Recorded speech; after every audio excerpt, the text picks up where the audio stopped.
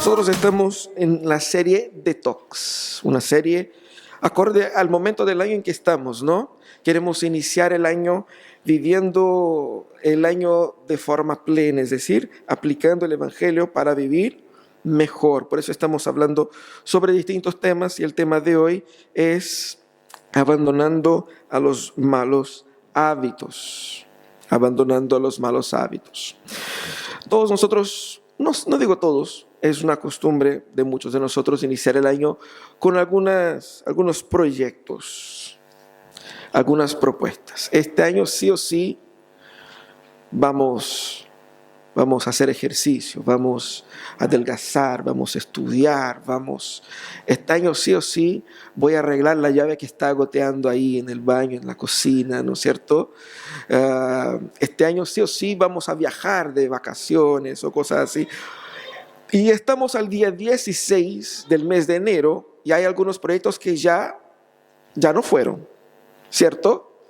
Algunos buenos intentos que comenzaron bien y de repente ya en la segunda semana ya llegaron a su fin. Pero ¿por qué fracasan estos proyectos de Año Nuevo? Primeramente, yo creo que nosotros nos fijamos mucho más en los resultados, es decir, adelgazar, quitar deudas, solucionar problemas A, B o C, en vez de los procesos que nos conducirán a estos resultados. Pensamos en el fin, pero no pensamos en el cómo, ¿cierto? Y nosotros también caemos en la trampa de empezar y esperar resultados muy rápidos, resultados al instante. Uno va al gimnasio 3 veces a la semana por primera vez y se pesa y pucha que sigo con el mismo peso. Y como que no cambió nada. Y uno se frustra. Y luego que uno se frustra, uno abandona el proceso. ¿Cierto? Eso es. El punto es que nosotros debemos entender que por fracasar en añorar un resultado urgente, empezamos a pensar que esas pequeñas decisiones no sirven. Es decir, no me sirvió de nada mi intento de ir al gimnasio, porque fui y ya estoy hace 2 semanas y no he perdido peso. Entonces, uno queda con la idea de que buenas decisiones no son tan eficaces. Pero también cae en la trampa de que, ¿y qué pasa si me como toda una barra de Sanenús? ¿Cierto? Malas decisiones no tienen tamaño impacto así, ¿cierto? Y esa es la trampa. Buenas decisiones no son tan eficaces y malas decisiones no son tan malas. Y uno sigue en lo mismo. Y el problema es que sí queremos cambiar, sí queremos mejorar, pero queremos cambiar haciendo lo mismo, ¿cierto? Yo quisiera adelgazar comiendo pizza todos los días y lo he intentado y no resulta. Pero nosotros damos otra oportunidad para nosotros mismos porque nosotros tenemos mucha fe en nosotros, ¿no es verdad? Cada año que pasa iniciamos ahí una nueva oportunidad de no, este año sí o sí. Queremos cambiar el resultado sin cambiar las actitudes, las posturas, las cosas que hacemos. Y obviamente que no va, ¿cierto? Por eso estamos hablando de cultivar hábitos, porque a partir de los hábitos que nosotros cultivamos, lograremos los resultados que necesitamos tener. ¿Y qué son hábitos? Estamos hablando hoy día de abandonar malos hábitos, cultivar buenos hábitos, pero ¿qué son estos? ¿Qué es un hábito? Un hábito es una rutina o un comportamiento que se realiza regularmente y en muchos casos automáticamente, ¿cierto? Quien dijo eso fue James Clear, que es un autor especialista en hábitos. Si usted quiere leer un libro sobre cómo mejorar su dinámica de hábitos, ese libro, Hábitos Atómicos, debe estar en castellano. Un libro ahí, éxito de ventas ahí en New York Times y todo eso. Es un libro sobre eso, un especialista en eso. Hábito es eso, una rutina, un comportamiento. Y nosotros esperamos ajustar nuestros hábitos para que con mejores hábitos tengamos mejores resultados. Y todos queremos crecer espiritualmente, queremos crecer en calidad en el trabajo como profesionales, queremos crecer en la calidad de nuestra familia, crecer como padres, como hijos, como marido, como esposa, crecer en el Señor. Mucho de lo que se habla sobre hábitos en la esfera secular se habla desde la perspectiva secular, no toma en cuenta la realidad del ser humano como un ser caído, dominado por sus pecados, ni toma en cuenta la realidad espiritual del mundo, donde Satanás trata de arrastrarnos siempre para abajo. ¿Qué es lo que nosotros queremos? Nosotros queremos ver el tema de los hábitos desde la perspectiva del Evangelio, que nos da una perspectiva completa, plena del ser humano, ¿cierto? Queremos hábitos moldeados por el Evangelio. Y fíjate que a veces pensamos en hábitos, y hay hábitos que son, entre comillas, inofensivos, ¿cierto? O sea, pueden ser perjudiciales para nuestro desarrollo en algunas áreas, pero no son pecadores o pecaminosos, ¿cierto? Si te acuestas tarde no es un pecado, ¿cierto? Si tienes la costumbre de dormir poco, eso también no es netamente un pecado, pero va a ser algo que tenga una productividad inferior quizás al día siguiente. Si no estudias tanto, no es necesariamente un pecado. Puede tornarse un pecado desde la forma como yo desarrollo esa conducta, ¿cierto? Pero hay cosas que nosotros desarrollamos como hábitos que son sí netamente pecaminosos, ¿cierto? Como por ejemplo el hábito de hablar mal de la gente, ¿no? Entonces es un pecado que yo transformé en un hábito, que lo hago regularmente. O el abuso de sustancias, las adicciones, las mentiras, o el hábito de reaccionar violentamente y echar la culpa, no, ese es mi carácter, es que yo soy así. Entonces necesitamos entender que hay hábitos que tengo que corregir para vivir mejor y hábitos que tengo que abandonar porque son en sí mismos pecaminosos, ¿cierto? Y debemos entender que la lucha contra estos hábitos está en el marco del crecimiento de mi desarrollo como creyente. Por eso, un texto que nos servirá para meditar en ese aspecto, cómo mejorar, cómo desarrollar mejor nuestros hábitos, es el texto de 1 Corintios 10, 31, donde el apóstol Pablo dice, en conclusión, ya sean que coman o beban, o hagan cualquier otra cosa, háganlo todo para la gloria de Dios. Un texto sumamente conocido, ¿cierto? Ya sea que coman o beban o hagan cualquier otra cosa, háganlo para la gloria de Dios. ¿De qué estaba hablando Pablo acá? En ese capítulo 10, sobre todo de los versículos 21 en adelante, Pablo estaba tratando de un tema importante para la iglesia de Corinto, que era el tema de la comida sacrificada a ídolos. Era algo de la cultura, donde la idolatría y el vínculo de la idolatría con la comida era muy fuerte, ¿cierto? Entonces los corintios tenían ese problema. ¿Se puede o no se puede ir a un comedor de un templo pagano? Porque algunos van a decir, bueno, si Dios es el creador de todas las cosas, Él mismo dice acá, ¿cierto? Todo me es lícito, pero no todo me conviene. Está hablando de la libertad del creyente. ¿Se puede o no se puede comer comida sacrificada a ídolos? Y Pablo explica, es idolatría comer carne sacrificada en un comedor o en un templo pagano.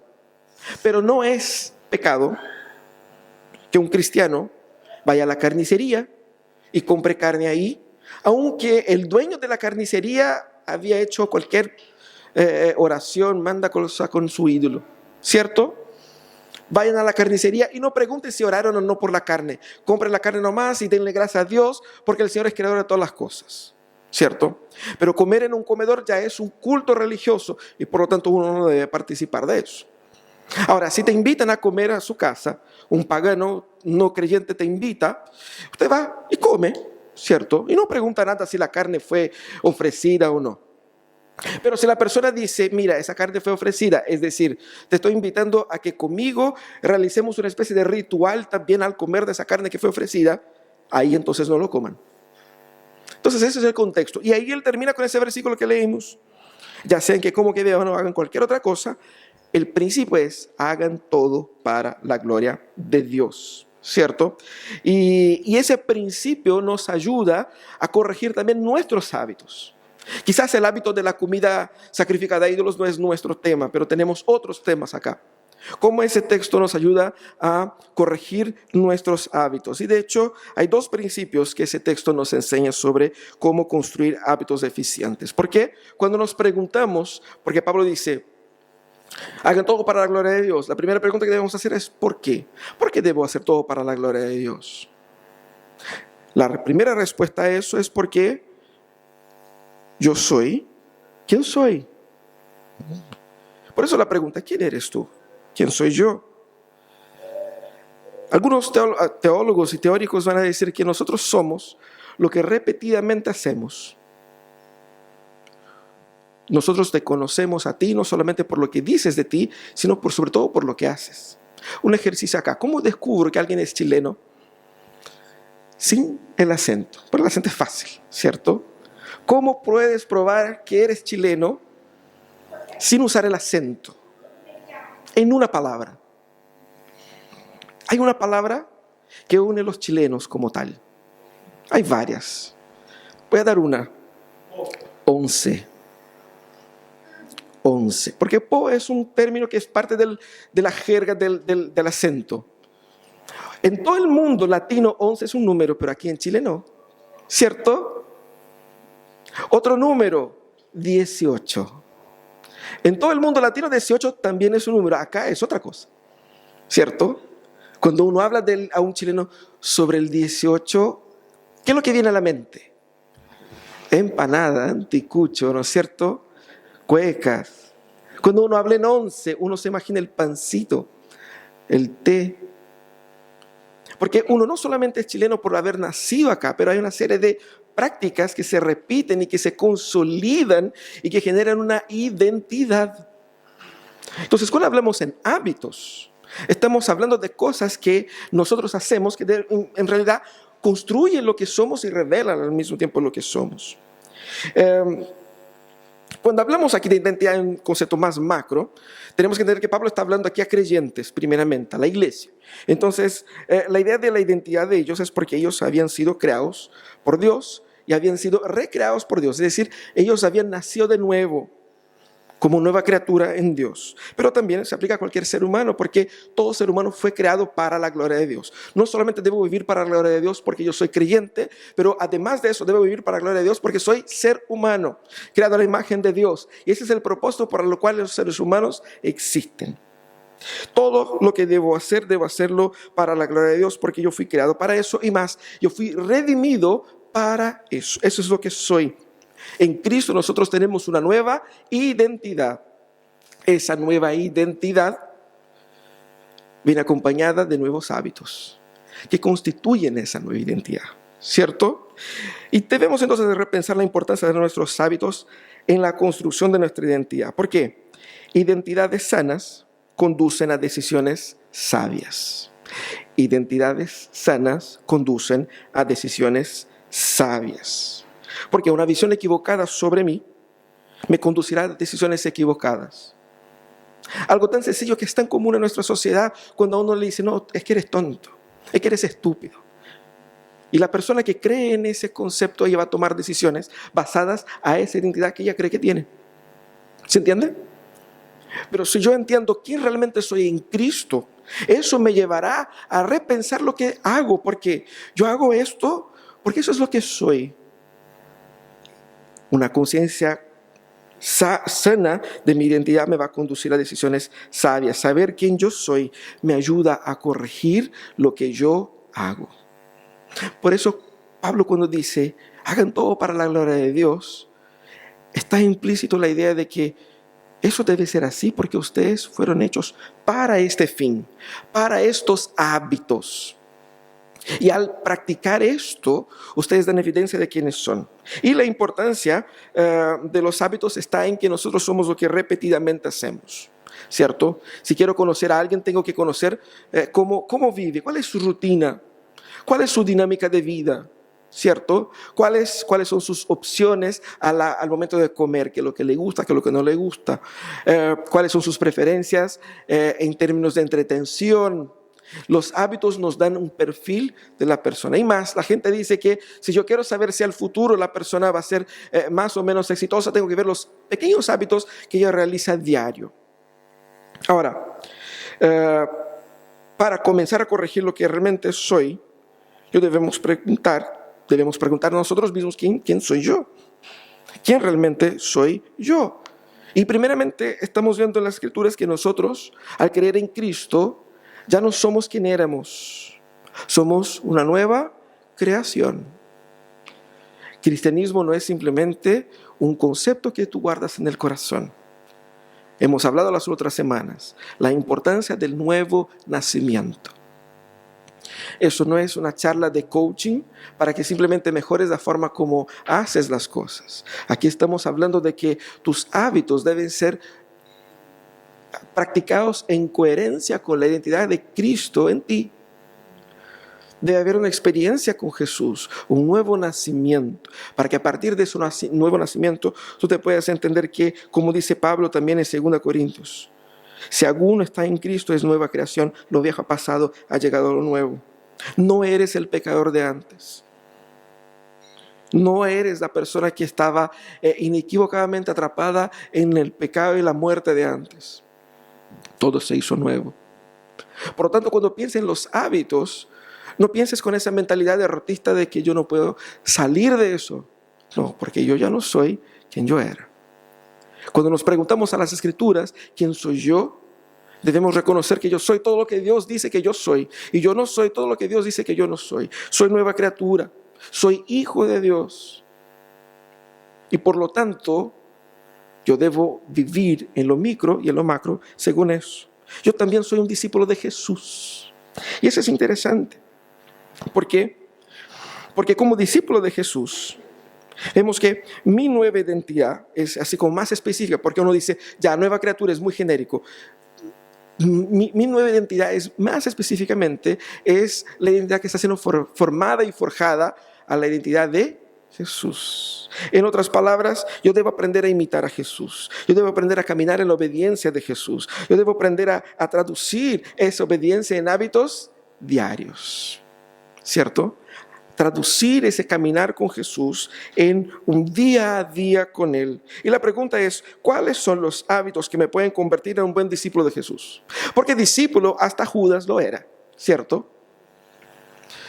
¿Era un buen discípulo? Yo creo que no. Entonces no basta decir soy un discípulo de Jesús. El punto aquí es qué tipo de discípulo eres tú. ¿Quieres ser un buen discípulo? ¿Qué tipo de hábitos debes desarrollar en tu vida diaria para que llegues a ser este buen discípulo? Por eso que el cristianismo es un caminar. No basta con asistir a un evento como un culto y decir soy. Es un proceso que se construye decisión tras decisión. Cada momento en que tomas una decisión, ¿estás tomando la decisión de actuar como discípulo de Jesús o no? Así que, ¿qué hábitos debo abandonar por no ser coherente con ese discipulado, con esa nueva creación, con esa nueva identidad que Dios me da? ¿Cierto? Y más, no solamente soy una nueva criatura, soy discípulo de Jesús, pero yo también soy otras cosas. Soy padre, soy hijo, soy profesor, soy profesional, soy funcionario, soy ciudadano. ¿Qué hábitos yo cultivo que me pueden hacer un mejor padre, un mejor marido? ¿Debo lavar la loza? Fíjate que Mariana está viajando y ahí yo cargo la casa, ¿no? Pero siempre que ella viaja yo trato de hacer algo nuevo en la casa para que llegue a ella de sorpresa. Pero yo no me aguanto y la muestro antes, entonces ella ya sabe. Pero uno se pregunta, ¿qué pequeñas cosas puedo hacer yo para convertirme en un mejor marido, una mejor esposa, en un mejor padre? Nosotros queremos cambios grandes, cosas grandes. No, pequeñas cosas. ¿Qué debemos hacer? Porque eso es lo que yo soy, ¿cierto? ¿Qué debo hacer para ser un mejor profesional? No solamente estudiar más, no solamente trabajar más, de repente cuidar de la calidad de la vida para que yo pueda ser más eficaz en la forma de trabajar. Una serie de otras cosas. Tú tienes que preguntarte, ¿quién eres tú? Ese es el primer paso para construir identidades sanas. El segundo paso para construir identidades sanas es pensar en el propósito. Porque uno se pregunta, ¿por qué debo vivir para la gloria de Dios? La primera es pregunta por lo que yo soy. La primera respuesta es por lo que yo soy. La segunda respuesta es por lo que Dios es. ¿Por qué debo vivir para la gloria de Dios? Porque Dios es Dios. Y Él se merece toda la gloria. Y Él determina que todas las cosas apunten hacia su gloria. Porque eso significa ser Dios. Ese es ser coherente con la dignidad de Dios. Dios es Dios y por eso Él debe gobernar cada espacio de mi vida, cada pequeño hábito. Todas las cosas de mi vida, todas ellas están vinculadas a Dios. No existe nada que puedas hacer que no esté vinculado a Dios, incluyendo tus necesidades. Todo tiene que ver con Dios. Por eso Pablo dice, ya sean que coman, ya sea que beban o hagan cualquier otra cosa. Él amplió a todo aspecto de la actividad humana. No existen áreas insignificantes para Dios en nuestras vidas. Todas las áreas de nuestras vidas son relevantes para Dios. Y todas ellas deben ser gobernadas por Dios. No existe esa cooperación de, mira Dios, te encargáis de eso que es lo más brígido y lo más sencillo lo hago yo. No existe eso. Por lo tanto, debo repensar el propósito de mi vida, porque el propósito de mi vida está vinculado a lo que Dios es. Por eso cada pequeño paso y hábito de mi vida está vinculado a esa realidad. Si Dios es digno de adoración y yo fui creado para eso, si la meta de mi vida es la gloria de Dios, yo tengo que pensar en cuáles son los hábitos que yo desarrollo que contribuyen a construir o a llegar a esa meta. Dios y la gloria de Dios, esa es la realidad en la cual nosotros habitamos y debemos construir nuestras vidas base a esa realidad. Mis decisiones, mis hábitos no pueden estar separados de esa realidad. Y fíjate que una vida sometida a Dios, ella es, como dice el texto de Salmo 111:10, es la vida que teme al Señor.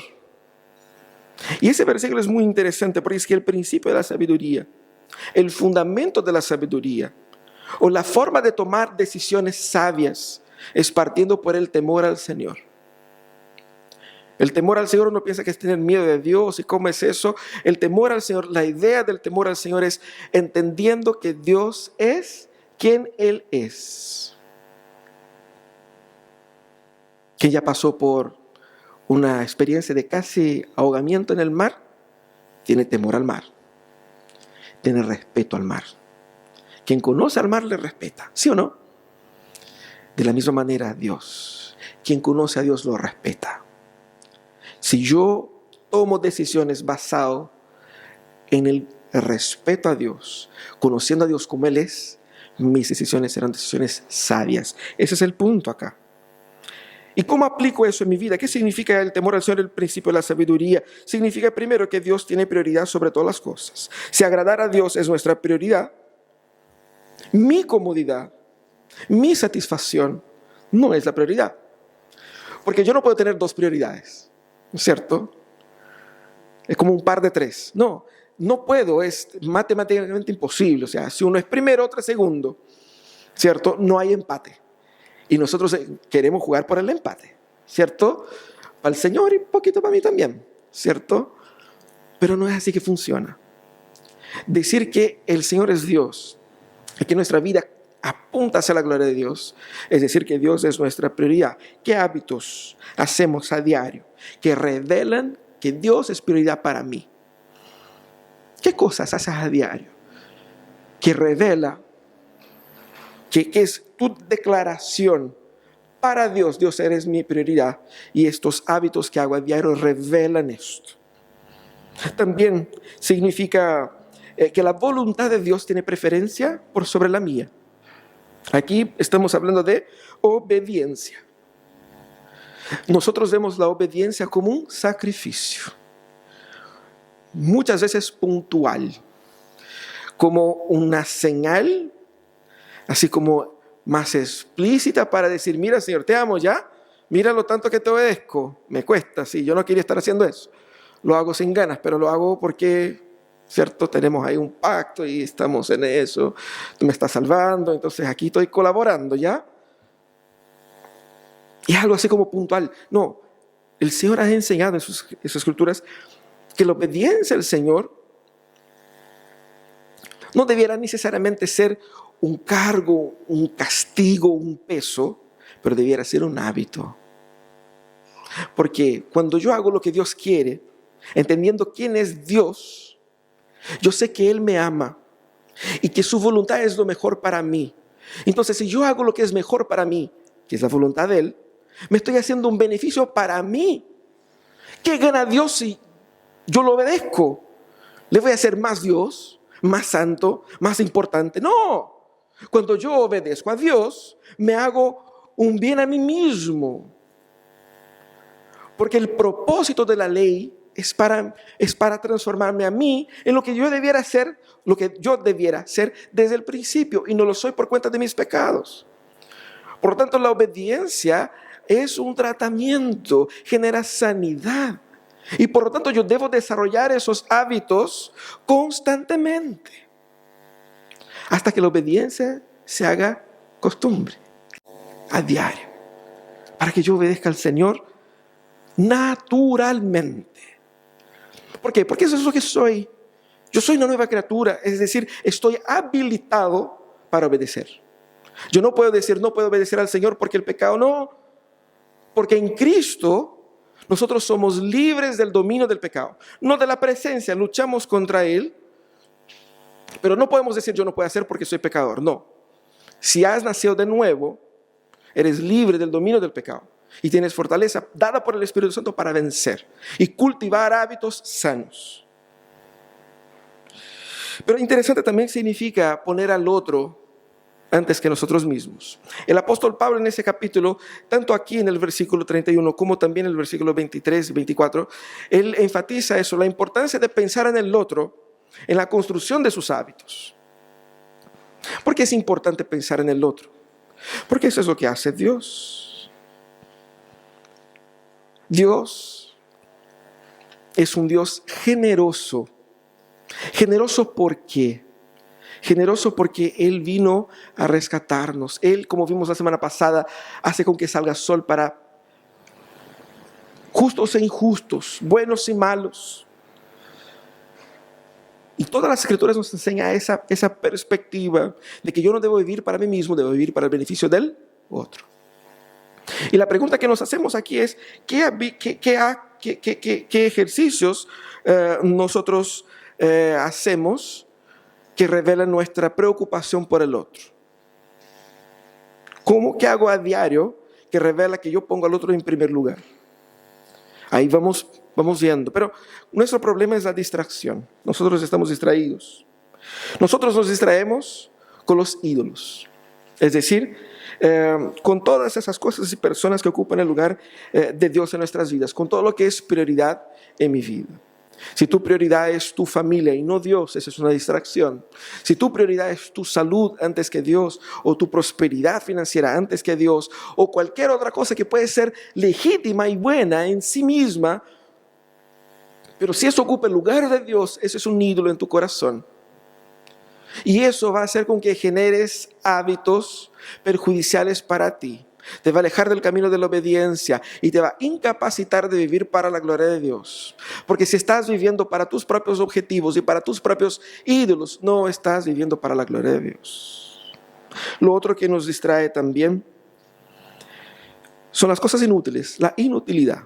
Y fíjate que hay muchas en nuestras vidas. ¿De qué es lo que estamos hablando? El apóstol Pablo dijo ya en el versículo 23, dijo, todo me es permitido, pero no todo es provechoso. Todo está permitido, pero no todo es constructivo. De eso está hablando, de todas estas cosas que podemos hacer, pero que no ayudan en nada. Lo que no te suma, te resta. Y nosotros vivimos en la sociedad del consumo de la distracción. Nos distraemos con horas de internet. Tenemos un catálogo inmenso de películas. ¿Se acuerda cuando uno antes tenía que tomar una micro o el auto para ir a un local para arrendar con suerte, porque era caro, ¿cierto? Para todo el fin de semana. Y eso era. Y lo demás, telenormal, ¿cierto? A ver si pillaba en algún horario cuando iba a pasar la película y uno se olvidaba, ya empezó, ya está en el tercer bloque. Hoy día tenemos todo ahí, a la mano. Y consumimos y cada vez más nos sentimos que es poco. Estamos distraídos. No podemos vivir para la gloria de Dios porque estamos distraídos con tantas cosas que no es pecado ver tele, no es pecado usar internet, WhatsApp e Instagram, no es pecado. A menos que uno vea cosas pecaminosas, pero en sí mismo no es pecado. Pero si eso llega a ser una distracción, eso me impide vivir para la gloria de Dios. Nosotros debemos evitar la distracción. ¿Cómo? Y esa es la pregunta importante acá. Evitamos la distracción cuando nosotros nos preguntamos primeramente, ¿qué rayos estoy haciendo de mi vida? He gastado cuántas horas acá sentado y el tiempo pasa. Y nosotros vamos envejeciendo y no podemos volver atrás. Y el tiempo que pasó, pasó y no vuelve.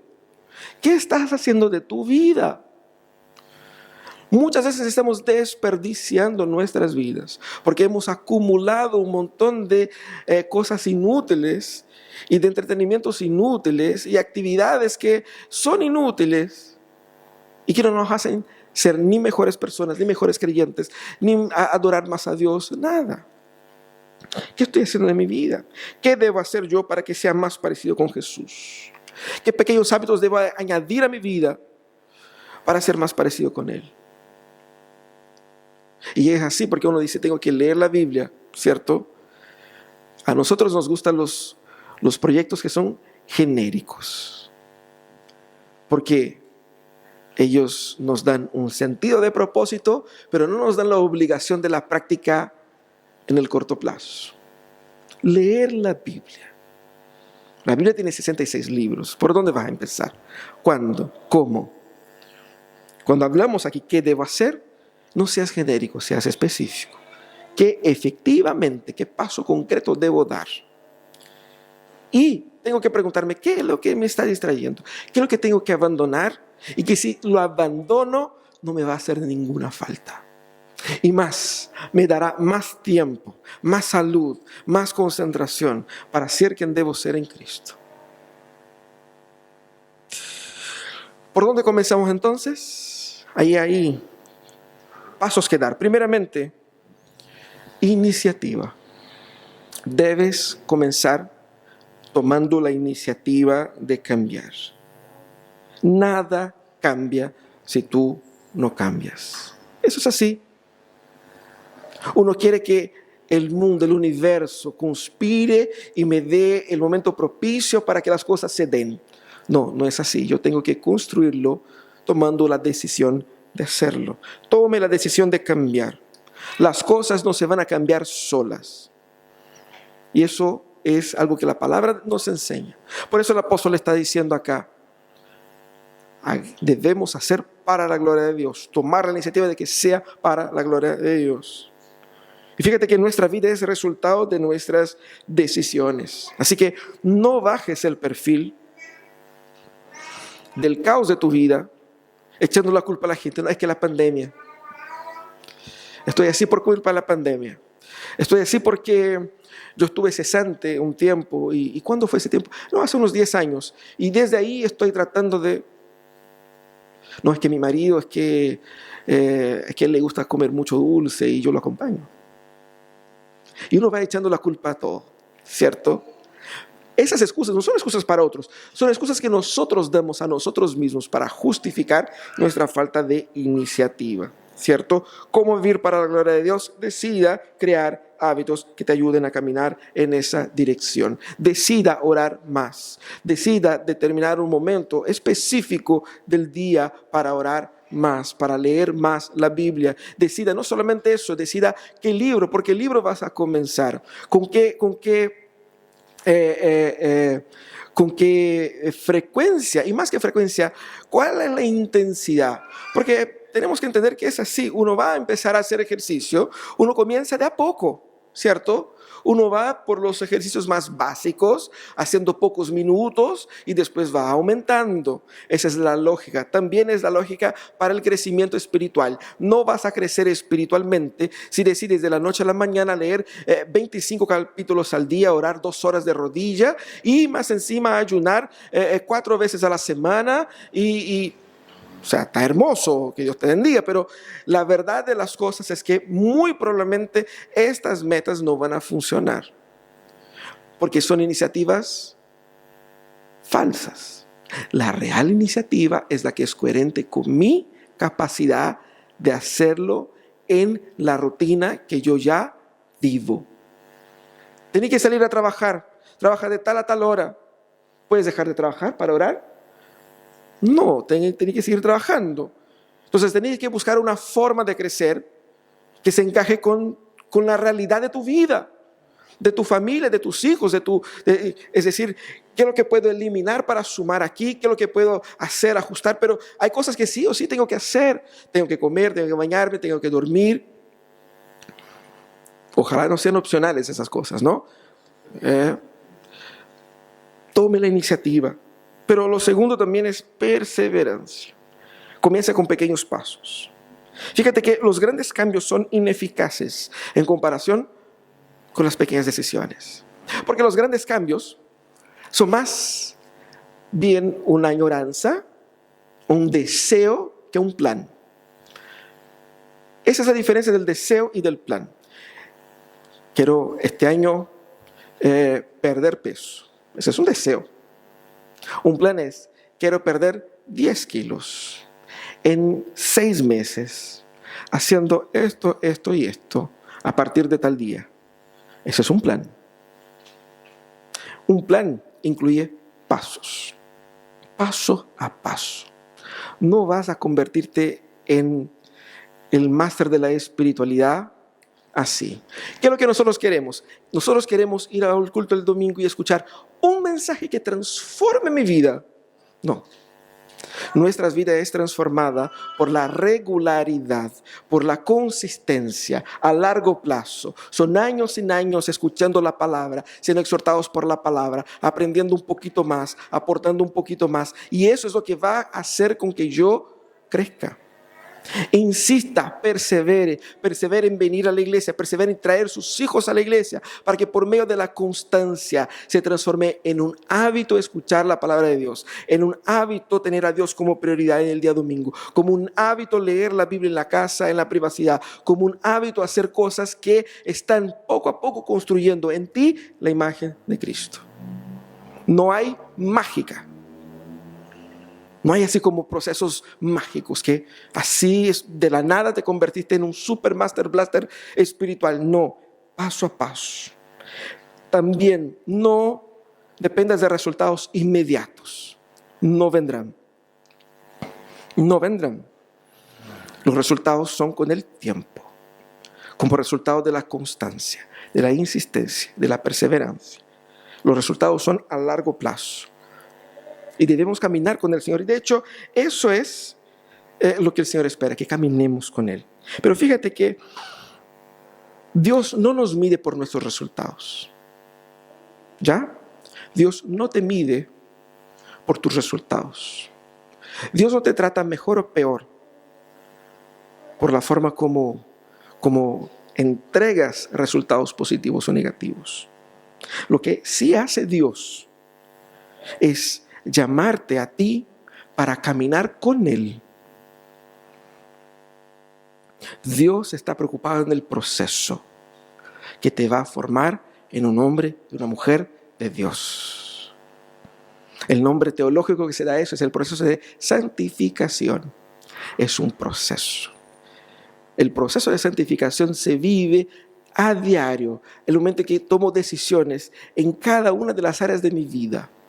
De cómo me visto, de cómo me proyecto en las redes sociales, de lo que como, de lo que bebo, de cómo hablo, de qué hablo, con quién hablo y por qué hablo lo que hablo. Dios tiene que estar presente ahí. Dios tiene que estar presente ahí. Caminar con Él. Aunque yo no vea frutos inmediatos de una gran transformación, tengo que caminar con Él. El versículo 37 del Salmo 119 dice: aparta mis ojos de cosas inútiles y dame vida mediante tu palabra. Que esta sea tu oración hoy día. Aparta mis ojos de cosas inútiles y dame vida mediante tu palabra.